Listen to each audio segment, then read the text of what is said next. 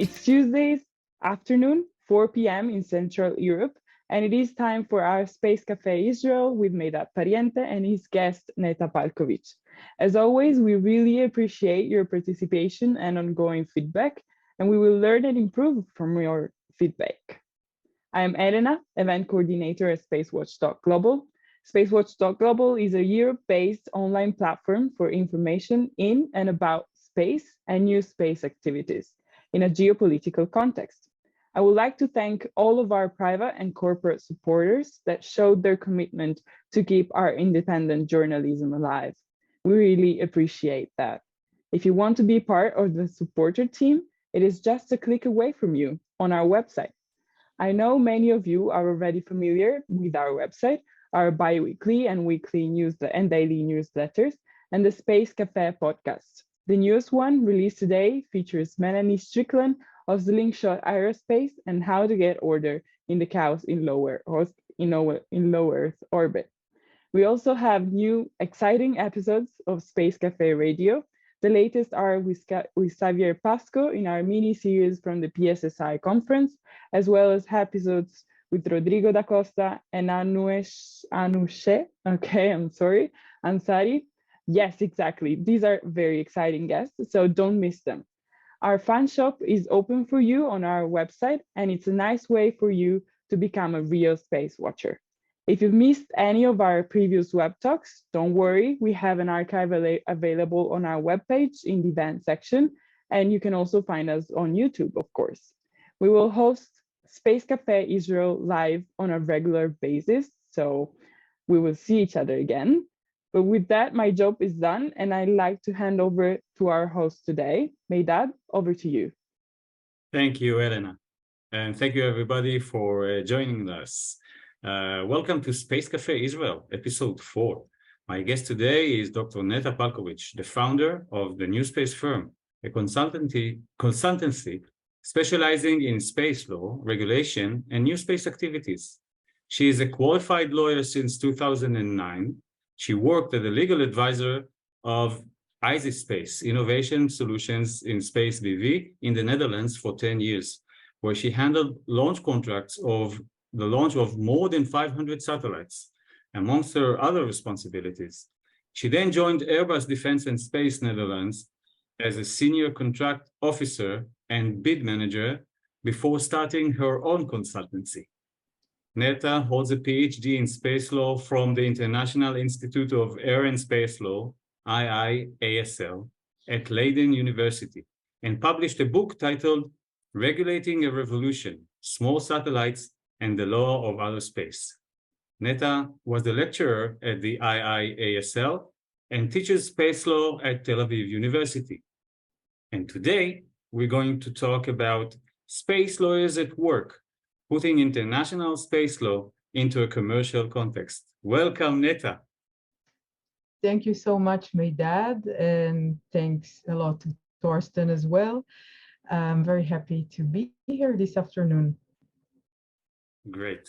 So if you're familiar with the Space Café Israel, I always start with the same question, something that I always find intriguing.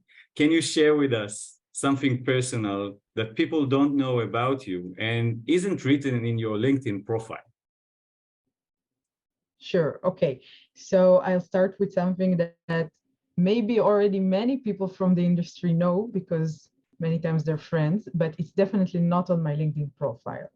When I'm not thinking about space, I really like to be on the ground, usually with my hands on the ground, touching soil. I'm a very passionate urban gardener. Cool. Urban gardener. That's interesting. And later on, we might elaborate, especially with the cool picture that everybody saw with homemade grown carrots. Yes, homegrown. Homegrown. Neta, what is space law? Is there a court of space law? Is there an international legislative entity? Can you explain? Of course. Okay. So to put things in the right context, as lawyers love doing. There is, well, let's go for the bigger picture. There is public international law, which means the law of treaties, everything which comes between two or more nations. Yeah, international, what's in the name, of course. Within public international law, there are many different branches. There's maritime law, there's aviation law, and there is also space law. So when you say space law, usually that would mean that branch of international law. But of course, in recent years, space law is developed so much that it's no longer a creature of international law, I would say. It becomes more and more commercial because the market became more and more commercial, right? We have new space now, we have a lot of startups doing super exciting things. And for that, my belief is that international law wouldn't be enough to really regulate things properly and to give a good answer to some commercial needs. So first of all, space law is a branch of public international law for sure, but it's also comprised of many other different instruments like national laws. So it could be national space law, but corporate law also makes a difference. And on the international level, there are a lot of instruments which are not laws and they're not treaties, so they're guidelines. Now, guidelines sound like, like a very abstract notion. Okay, it's a guideline. What do you do with a guideline? And you cross it. Well, it's a good question. We like to call it soft law. It's not legal binding, so it's soft. That's the professional name for these kind of instruments. They're called soft law. But that soft law, for instance, when you talk about space debris mitigation, the whole thing started from very, soft instruments, a bunch of guidelines. But you see, they do have an influence and they do have power, although they're very soft, if you look at it from the dry perspective. So space law, and that's why it's so fascinating to practice space law and to be in this field, is really comprised of many, many different types of legal creatures, I would say. Is there a court for space law? A specific court for space law, or is it just a regular court? Well, we can say yes and no. Lawyers like to say that. So no, in the sense that there's no one tribunal that deals only with space. For instance, there is a tribunal that deals with the law of the sea. Okay, yeah. We don't have something like that yet. As it is international law, every conflict should theoretically go to the ICJ, the International Court of Justice in The Hague, in the Netherlands, as it deals with treaty obligations between two countries, usually. That never happened, however. We don't have even one case that we can, show, yeah, it works and so on, but it should be that court if something gets to international litigation. And there's also the Permanent Court of Arbitration, which is also in the Netherlands, and that one released some rules which relate to specific arbitration for space-related disputes. That also was never tried in practice. So again, there are options. What I like to think, and I wrote that in my PhD dissertation and also in the book there that I published, when we talk about commercial space and new space, I think these bodies become less relevant. because they cannot deal with commercial disputes. And for what we see, you know, in the whole history, we haven't seen conflicts between states regarding space that got into these bodies. There were cases that were settled, so they never really got to court. There were disputes, but we have one or two examples of that, and they never really reached these tribunals. So how did you decide to become a space law? Where can one study space law? And can you tell us also why did you choose Leiden? Sure.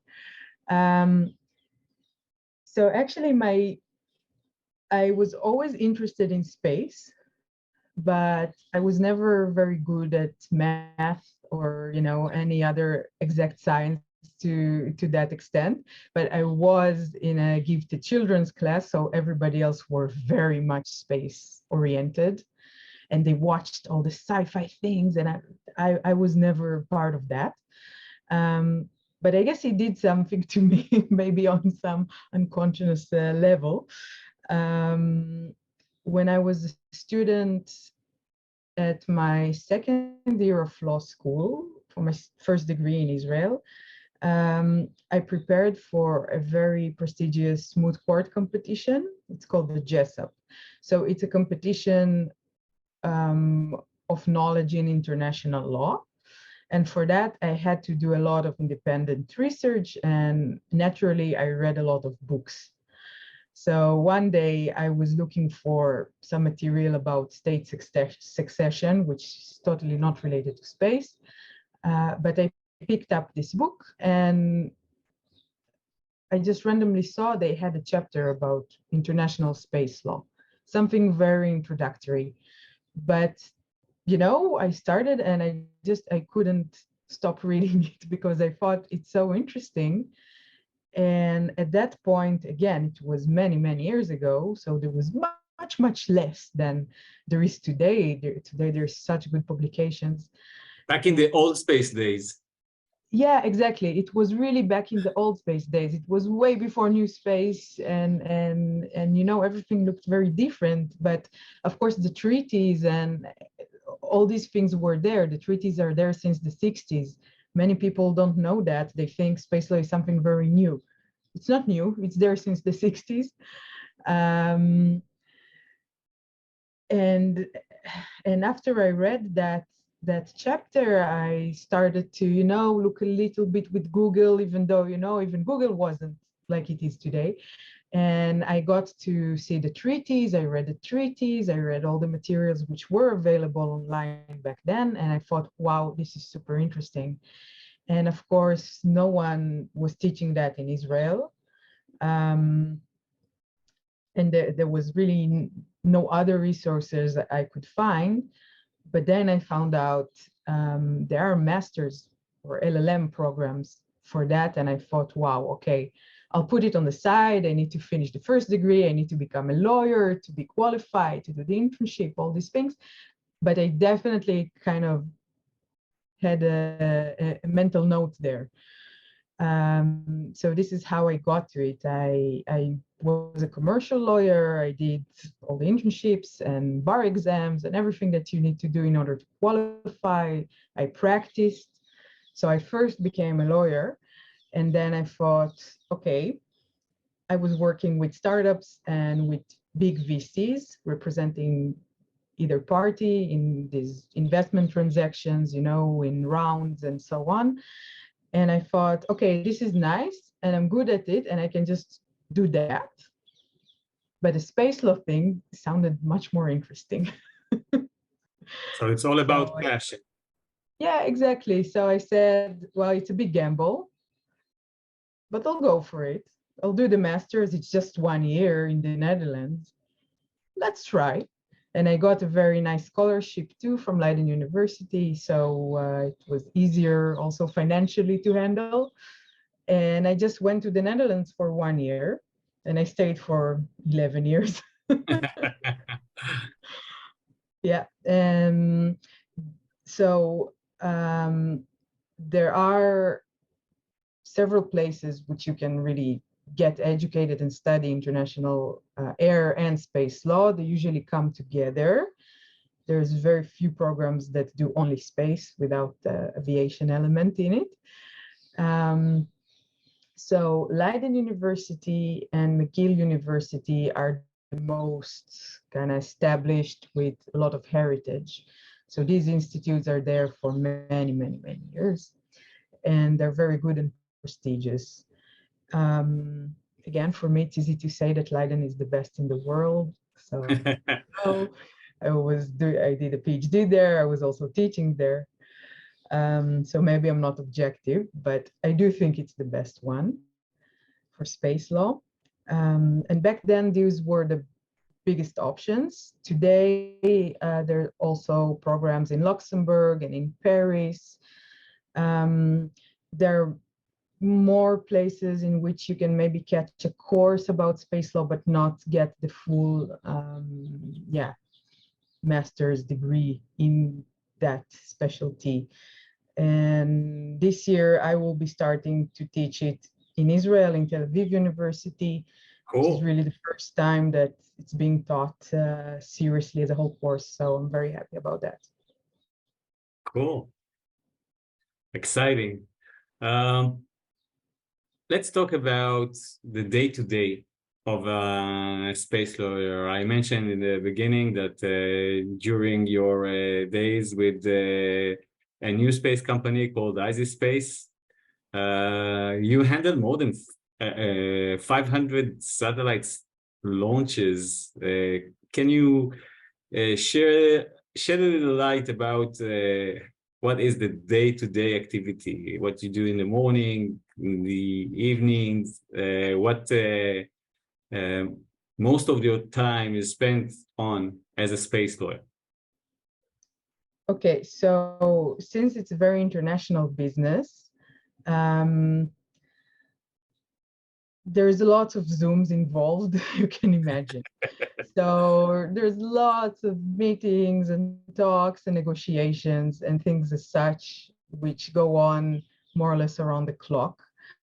Of course, a big part of it is just doing, work, which is contracts or any other commercial work, which a commercial lawyer would do. But many times there are very specific implications and things that you really have to know specifically about how space works and how space hardware works and how launches work in order for you to really be a good practitioner and not just see these random terms and say, yeah, okay, that's fine, we can do it. For instance, sometimes there are very big governmental tenders that are issued and they're issued as a template, they use the same terms to buy 1,000 plastic chairs or whatever. And you look at it and you say, oh God, this is really not going to work if you want to launch something, because liability behaves very differently. And you need all these authorizations. So that's not going to work. So things as such, there is a lot of negotiations with commercial parties, but also with governmental parties. Lots of agencies you have to always be in touch with and consult with and open a dialogue basically, because they are the ones that at the end need to authorize whatever the private entity is doing in outer space, and that's very important to know. So lots of talks with governments, all sorts of agencies, all sorts of ministries, things as such, I would say. Do you recall events in which you had to actually consult with engineers and learn specific terms in order to better understand how to cross the T's and dot the I's? Yeah, of course, many times. And I think a good practitioner in my field would also understand quite a lot of, well, the technical side and these things. I think it's crucial because there were academics that thought that a satellite in LEO behaves like a satellite in GEO, and they had no idea what's the difference. And of course, that's so different from, it's two different cases. You launch to GEO, you have different orbital dynamics, you have different regulatory framework for that for a reason, because of the orbital dynamics, which are very different. So somebody told me, oh yeah, but you keep all the things in LEO in their spot and it's fine. It's like, no, they move faster than a bullet in LEO. It's not like that at all. So things as such, lots of things which relate to space debris as well. I basically, at a certain point, I just sat with an engineer and I asked him, like, show me the model of a natural decay of a satellite, so I understand how long does it really take until it comes back to Earth? How does it look like how, how the whole thing works? Because obviously it's not something you can learn from reading treaties at all. So that's a part which I really like, and I think it's very important as well to really know what you're working with and not just know the legal aspect and that's it. When you describe it like that, it sounds so natural. Well, it came natural to me, and I don't see any other way, really. Neta, is there any subject or issue related to space that you think is not or is poorly covered by space law and international treaties? Yes, well, there are several, of course. Several. Because, well, the treaties are there from the 60s and things really changed. Some of 70s, but things really changed. But I would like to put a spotlight on two of them. And one of them is really the hardcore commercial aspect. And the other one is sustainability, which I also find extremely important. And they both influence each other as well. So first of all, the only reference we have for non-governmental activities, not even commercial, the term is non-governmental, in the Outer Space Treaty is in Article 6. And the only thing that Article says is that whenever a private entity wants to conduct a space activity, then the state, which is a party to the treaty, has to supervise and authorize these activities when, it's basically a state national, it's a corporation which is incorporated in that state.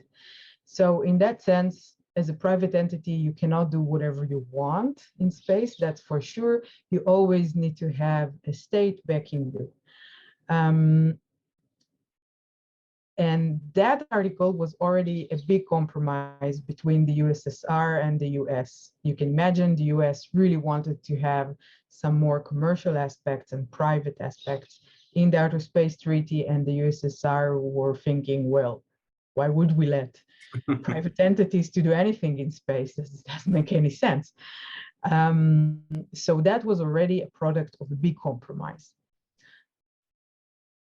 But today, I believe it's not good enough. It sets a very, very, very general principle, which is good, but every state sees it differently. Some states thought that if they join that treaty, it means that by default, they have to legislate a space law, basically have a national space law, which would say exactly how the state would supervise that entity which wants to conduct space activities and how these activities will be authorized. So it's really fun because then you see there are very, very old space laws, which states enacted just not to be in default of their treaty obligations. And they're so general and old and outdated. And many times they weren't even put in use. But then there are other states who didn't see it as a reason to enact legislation. So there's no space laws in these countries at all. There's just the treaty obligation to, regulate in the future. And there are these countries that have very detailed national space laws and regulations. So if tomorrow you want to start a startup and to do something very cool with new space, if you incorporate your commercial entity in one state, you may be subject to different regime than in another state. So right now it's very interesting, and there is definitely forum shopping, and people should think about their business case first of all and see, according to that business case, where would be a good place. So on the international level, all the standards are supposed to be the same, but still, when you want to get a license to operate a satellite, for instance, and in one place, they ask you to prepare a debris mitigation problem and show environmental impacts and promise you won't launch it in a way which would be violating the space debris guidelines. Yeah, that soft law we talked about in the beginning. And in another place, you would launch it and, well, more or less that's it. There is a huge difference. And insurance is also an example for that. In one state, you would have to acquire a third-party liability insurance policy for 60 million euros for a satellite. In another place, there would be no insurance obligation. So that really affects a company, whether you need to pay a premium and deal with all these things or not. So that's, for instance, one thing which could have been better, and also everything which relates to disputes. As I said, the treaties now are very general.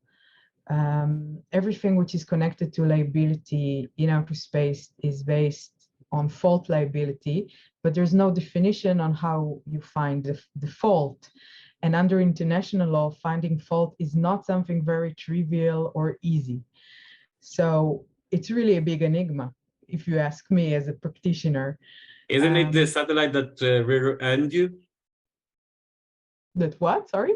Rear-end you. So it's the liability of the satellite that bumped into you. Yeah. Well, that's a very good question. And that's the problem. We really need to have a good liability regime, which describes that, but also what we call space traffic management.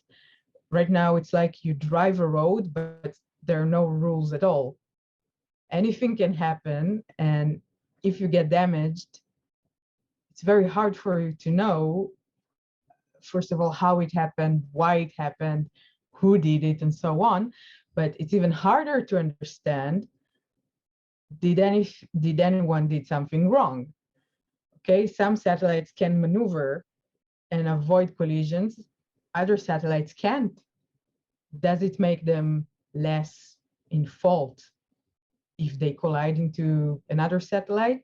Does it make them more in fault because they didn't choose to have propulsion on board? So all these questions are still pretty much open, and I think they would need to be handled better as we go more and more into the commercial realm. And just to tie it up very quickly to sustainability, we have the same problem with sustainability now. During the 60s, space was more or less empty. Yeah, there was US, USSR, and maybe just a few more states that could launch something small into space, and that was it. And space, as you know, as all the engineers in my career told me, don't worry, space is very big. There's a lot of space in space. Exactly. It's very until big. an accident happens. Exactly, exactly. So it used to be very big and very empty, and then fine, there were no issues there. So the Outer Space Treaty, but also all the other treaties don't say anything about that. But now we've seen more and more cases of, almost collisions, especially in LEO, because it became so congested. The mega constellations, small satellites, and so on. So we would have to find solutions to that because, well, I believe it's not only for the sake of sustainability as this really cute ideal, it's because it would literally mean that industry is not sustainable anymore.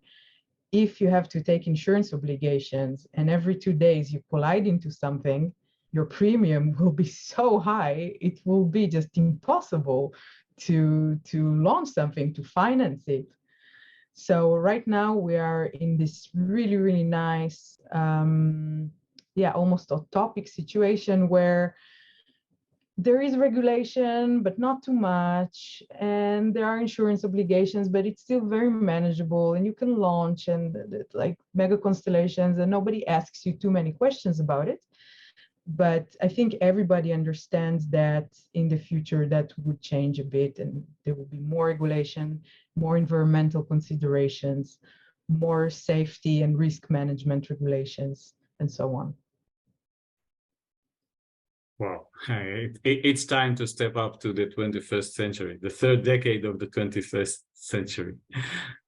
Neta, can you share what was the weirdest or strangest thing that you had to deal with as a space lawyer? Well, I can't share in many details because it's always confidential, but I can say that one time there was an entity which was considering to launch something for ideological reasons, let's say, or to make an ideological point somewhere. And I stepped into that negotiation thinking, yeah, is it wise to do that, to launch something like that? Is it not wise? What would be the international reaction to that, the diplomatic reaction to that? So at the end, I was a bit relieved where these people understood that launching something means many things. Yeah, you need to get many authorizations. Somebody needs to say, oh yeah, that's a good idea, do it. And I think at that point, it became clear that maybe you shouldn't really launch anything into outer space. Yes, so there was no mashed potatoes in outer space. No, the SpaceX did launch a wheel of cheese at a certain point.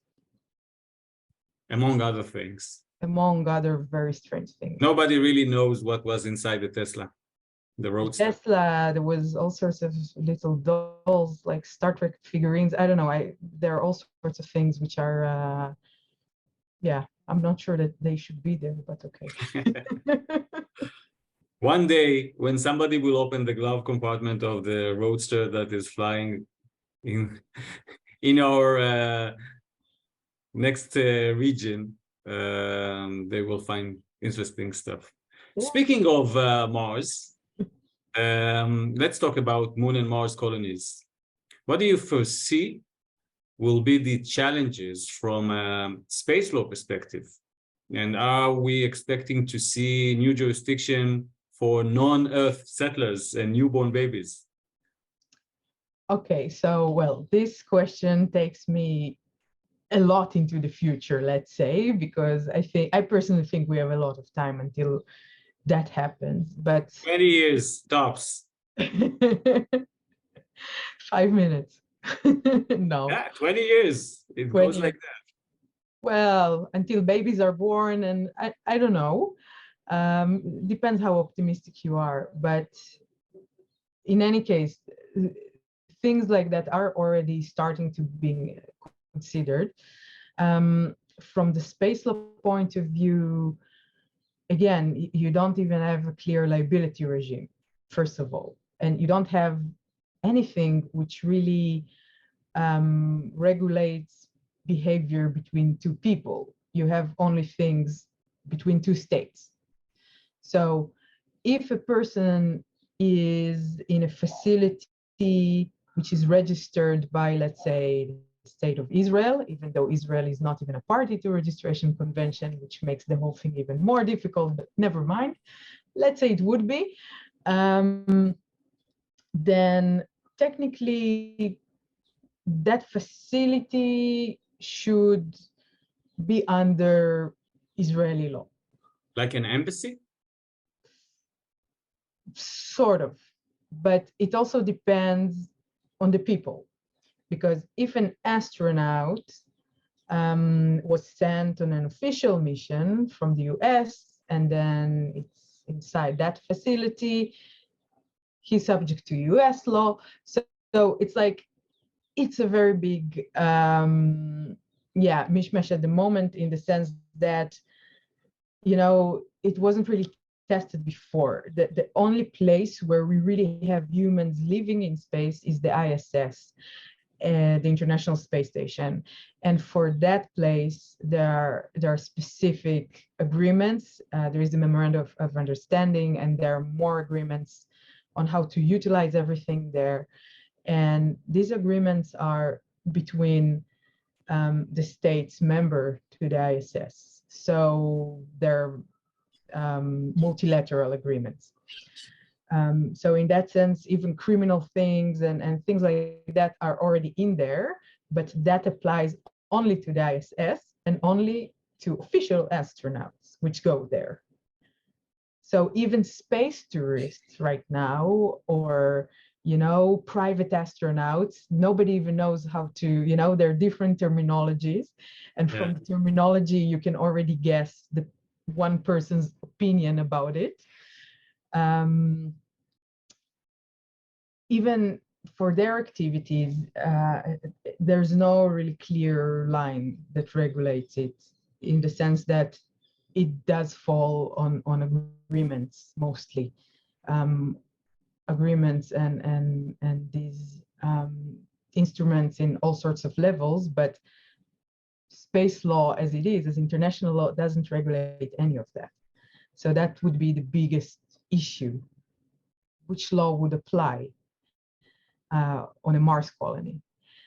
And later on, when babies are born and there are generations and people are not from Earth anymore, then yes, theoretically, even under Earth's international law, they can secede and say, well, we don't belong there.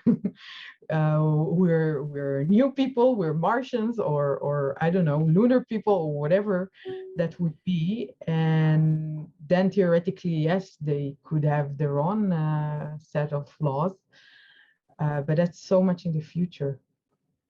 So from legislative point of view, we are completely unready for any kind of felony in space.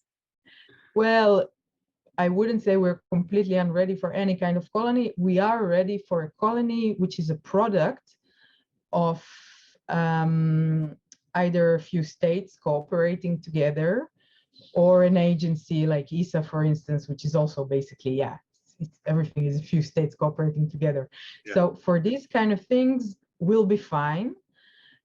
But when the actual really private space stations come to play, like Axiom is planning, and there are many others, there it becomes more tricky. So if it's really a private colony, and again, it couldn't really be private, because under Article 6, there's always supposed to be a state behind it. But still, to a more commercial extent, then it will become more tricky, yes. Times will tell. Neta, do you happen to be familiar, without disclosing too much information, but still, with the future project or projects that you personally foresee might encounter problems with from a space law perspective? Well, I would say that's a very easy question because most of them would encounter some sort of issue. And again, we gave examples because, again, there's no rules of the road, for instance. I had a talk yesterday with someone from a pretty big, let's say, aerospace company, and they said, you know, we got this alert before a collision one day, and they are a very established aerospace company, and the other satellite approaching their satellite was from also a very known and famous new space company, which launched quite a lot of satellites. And they said, rightfully, taking an evasive maneuver is not a joke, right? It's like you have to put a lot of people on it. Your fuel, you know, you have to use the fuel for that. So your satellite life becomes shorter. You have to obviously do it very, very carefully when you maneuver, so you won't collide into anything else and be still in the right orbit and so on. So that person told me that was so much work to avoid that collision. And we had to, you know, do all that work. We called the other party because they knew who they are. They didn't answer. And they didn't even answer. Yeah. And everybody on this call or on this talk know exactly who we are talking about and why do they not answer and what is their policy. Yes, but they're not the only ones. There are a few of these actually, from what I gather at least. And that raises many questions, right? Because one day, there will be a collision. And Yes. then we'll see. And then we'll see what happens. So I would say in that case, that's very established aerospace company with a very big and expensive satellite, but also it can be, you know, another company with a less expensive satellite, which is still very important for that company. It's their space asset, of course. So they will suffer because these issues are not really regulated yet. So in that sense, I can tell you almost every project would suffer from some ambiguity and lack of proper regulation. Of course, there are more and more aerospace vehicles being planned, which would also require more regulation. Everything which relates to on-orbit servicing and active debris removal. Everybody knows we really need that technology. It's very good to have it. Everybody wants it to be developed for sure, but there are a lot of possible implications there, which are also being right now, you know, thought about, and I believe a lot will happen there as well, especially if you've seen the Orbits Act in the US, for instance. And there are so many things really happening as we speak. So it will be very interesting to see, you know, even a year from now, but of course, 10 years from now, what kind of regulations we have. Yeah, you mentioned on-orbit servicing and active debris removal. Do you foresee an aspect of consent regarding rendezvous and docking or rendezvous and connecting? Do you think that we might encounter cases in which owners of satellites will refuse such active debris removal methods? Yes, of course. And that's the big issue. And that's why certain regulators don't want to allow it. You're basically, you know, killing someone else's satellite.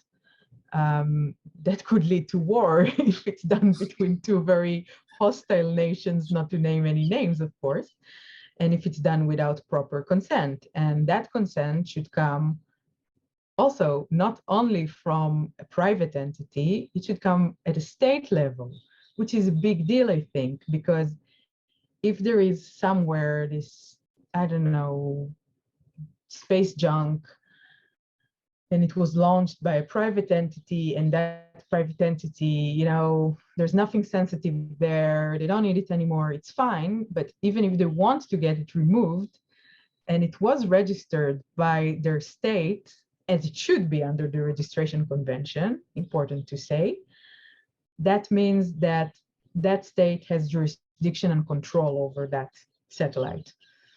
So you're basically interfering with the jurisdiction of another country in a way, which is not something good under international law. Yeah. So Most of the time, it's not. Of course, there is an aspect. And I remember also, really when the whole thing started, I was also involved in one of these projects. And the regulator basically said, yeah, but you're going to destroy or like render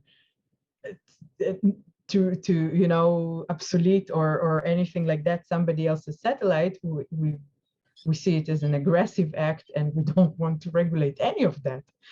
So of course, since then, many things happened, and the importance of that technology is also there. And it's more and more clear that we really have to find a solution, and not just accept junk as it is. But yeah, of course, on the regulatory level, there are some obstacles, and there's no international framework for these kind of things. Food for thought. Neta, what tips can you share with young lawyers who want to pursue a career as a space lawyer? Okay, that's a very, very good question, I have to say, Meidad, because I get a lot of people, young people, asking me about that, exactly, about that point. So shout out to Maya that wrote this question. Hi, Maya, thank you. My biggest tip, and I say it at every opportunity, is if you want to become a good space lawyer, first become a lawyer. And it sounds very, very obvious, but it's not, because many times people go out of university, they take their space law specific education, but they're not practitioners. And so that can take them only to a certain point. And dealing with theory is great, and it's also important. Academia is important. I got a PhD too. I'm also starting a postdoc soon. So it's super important. I'm the first one to admit, but being a practitioner is a whole different story. So if you know what is in the treaty, but you've never seen a contract before and you never negotiated it, and you have no idea what kind of tools you have, I don't think you're going to do a very good job. I mean, I'm sorry to say that, but that's true. So I would say, depending on which sector you really want to serve as a lawyer, being, dealing with commercial issues in the private space sector, or being on the side of the regulator. So, you should really focus on that first, get some experience in that, and then go do the space part and be a very good space lawyer. Yeah, that's a great advice. Walk in the shoes a few miles before you go onto the floor. Exactly. So after a very successful international tour, you came back to your hometown, Tel Aviv, and you brought with you this unique point of view of almost an outsider looking into the Israeli space industry. So how do you see the Israeli space industry in 2050? What are your thoughts about that? Okay, so I have to say, I've been back to Israel for only 1 year. So I have to say, I'm very happy about my timing because a lot is happening at the moment. There are so many things which are happening in the private sector, in the private space sector, which didn't happen for many, many years, even though you personally did an excellent job trying to push it and dare everybody and so on. But still, it didn't really happen.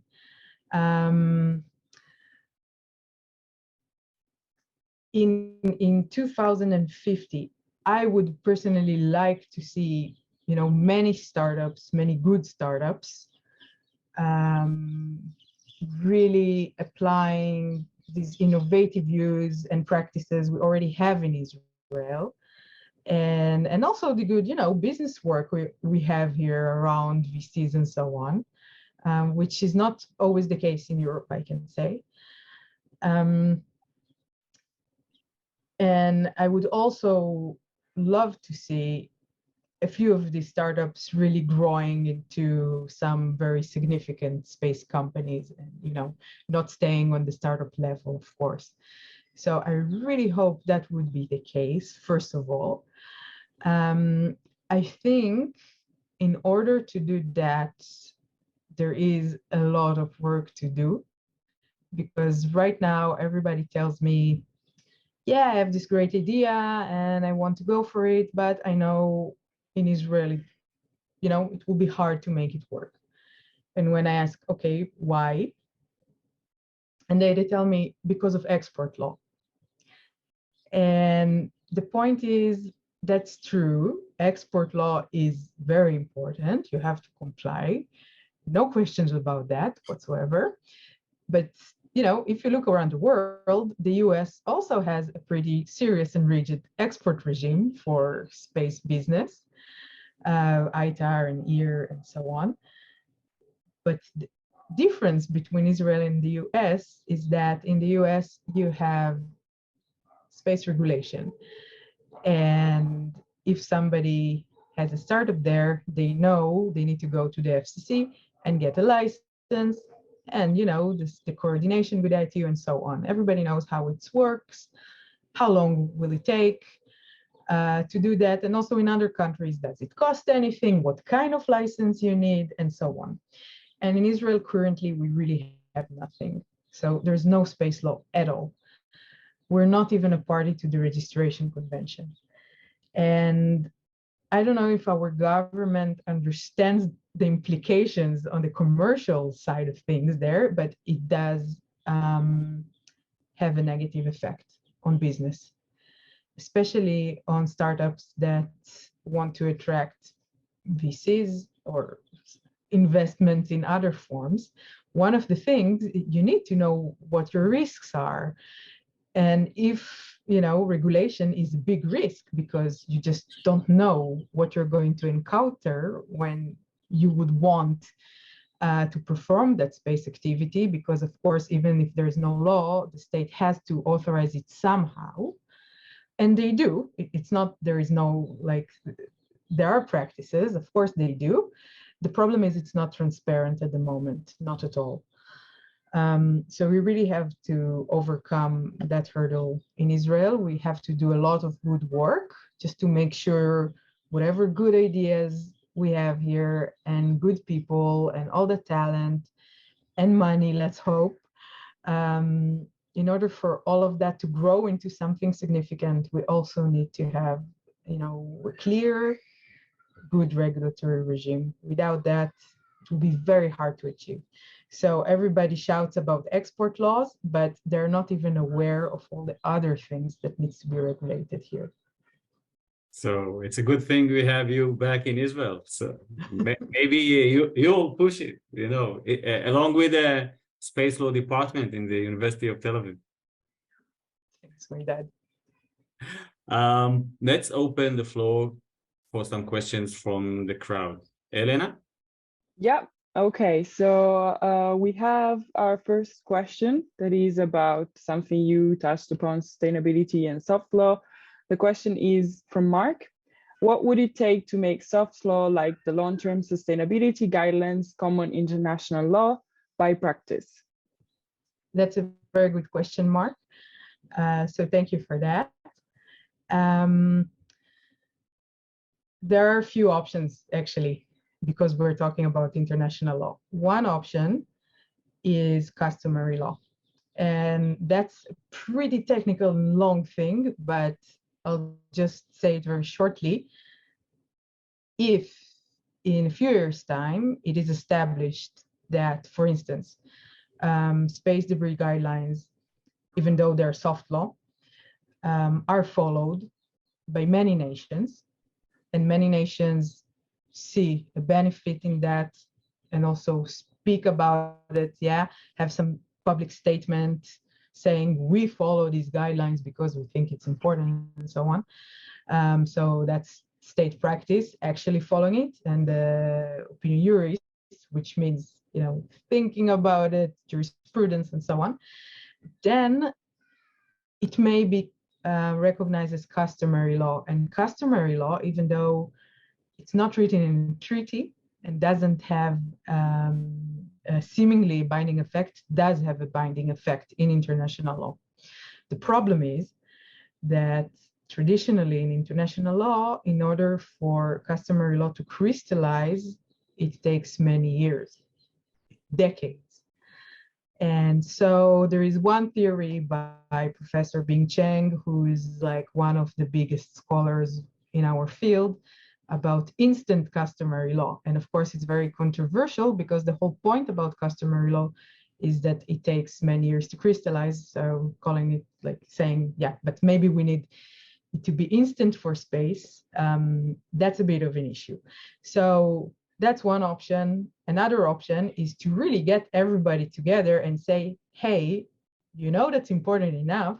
Let's make it into a treaty finally, which is not something that happened since more or less the 70s in space law, unfortunately. Of course, it's very political. And the body which is the closest to being a legislative authority is the UN. So there is UN-USA, the Office of Outer Space Affairs, and within it, COPUS, and that's the Committee on the Peaceful Uses of Outer Space. And there is a technical subcommittee and a legal subcommittee, and there the space treaties are born, basically. The problem is that everything which comes out of there has to be voted in consensus, which is hard to reach. So it could be in the future that space debris becomes such a, no-brainer, and everybody will just agree it's important enough. There will be a treaty, and that would be it. But another option, which I personally think is the most viable, is just, import things which are soft law internationally as binding on a national level.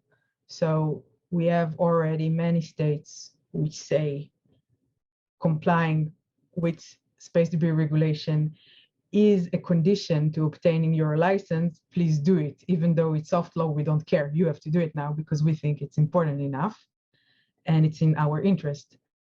So that, I would say, is the third option. So there are solutions. I hope it will happen anytime soon. But yes, of course, it's never easy to get there. Elena, do we have time for another question? I think so. Maybe just a very spot-on answer. The question from Olga goes, what are some of the more challenging aspects of working with new space startups? What common difficulties do they face when dealing with the legal aspects of spaceflight? So thanks for that question, Olga. Well, I think the challenging part, and that's why I also like it the most, is when we encounter new technology or new application.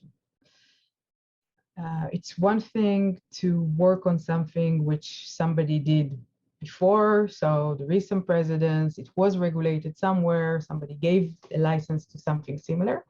And it's another thing to work on something which is completely new, and you have no idea how the regulator will see it, and what kind of hoops you will have to, jump through to really bring it into reality and see it happening. So for instance, there are all sorts of new concepts for launch vehicles and aerospace planes and things as such, which really differ from what we see as traditional rocket launches. And the regulation for these vehicles is not always there. So that's very interesting for me as a space lawyer. Of course, lunar activities is also a good example for that. And I get to deal with that, which makes me very happy. And yeah, ADR and orbits, everything, and all these things we mentioned as well. Things are not clear yet. But I think the lack of clarity is very, very challenging, especially if you put it in a commercial context, because there needs to be, cost associated with things, and things should work in a certain way. But I think for me, that also the challenge, it's a good challenge. It's a positive challenge. I really embrace these kind of challenges and I love them. So I would say from my point of view, that's it. And from the entrepreneur's point of view, I think their challenge is that many times they're not fully aware of why things are regulated or happen in a certain way. Like, why do I need a government authorization to do this? Why do I need to go to a total international body to do that? I'm doing something very commercial here. So also all sorts of things like that, I would say. All right, thank you. I think maybe we should close. Yes. Okay. So, Neta, thank you very much. We learned so much in just a short hour. Time passed, just fly by. And I have so many other questions I would like to ask you, but on a sidebar, as you say. And I appreciate the time of joining us. Thanks everybody on this, and please share this video once it will be online. The next Space Café Israel will be on November 25th. And just wait and see who will be the next guest. It will be interesting as always. And back to you, Elena. Thank you, Meidad and Neta. And before we say goodbye, let me remind you of our upcoming events. So on the 1st of November at 4 p.m. Central European Time, not anymore Central European Summer Time, we have our Space Café 33 Minutes with by our publisher, Torsten Kriening at SpaceWatch.Global with the CITC team. Just for clarity of acronyms, CITC stands for Communication and Information Technology Commission. It is a Saudi Arabia entity hosting a 3-day international forum on connecting the world from the skies, and it is hosted in Riyadh. On the 3rd of November at 5 p.m., we have our Space Café Summit by the editor-in-chief of SpaceWatch.Global, Dr. Emma Gatti, and then join our broadcast live from the CITC in Riyadh from the 8th to the 10th of November. On the 15th of November at 4 p.m., we have our another Space Café 33 Minutes with live from Bremen's Space Tech Expo. On that note, if you go to Bremen, let us know. Emma, Torsten, and Frank will be there and very happy to meet you all Space Watchers. And then lastly, on the 23rd of November at 4 p.m. again, we have our Space Café Black Ops by Dr. Emma Gatti with Dr. Namrata Goswami. All events are going to be online on Eventbrite for you to keep track of them. As always, we would like to hear your feedback, so please check in with us on Twitter, Facebook, and LinkedIn. Don't forget to sign up for our daily or bi-weekly newsletters. And if you'd like to treat yourselves to something special, become a Space Watcher today or help us in the supporter program. Toda Rabba, Meidad, and Neta for the inspiring talk and being our guests. And thanks again to my entire team behind the scenes for doing that great job week by week again. I hope you always stay safe and healthy. And thank you for joining us, the audience from LinkedIn and Zoom. I hope to see you next week. In the meantime, visit our website and follow us on social media. And don't forget, become a Space Watcher. Bye.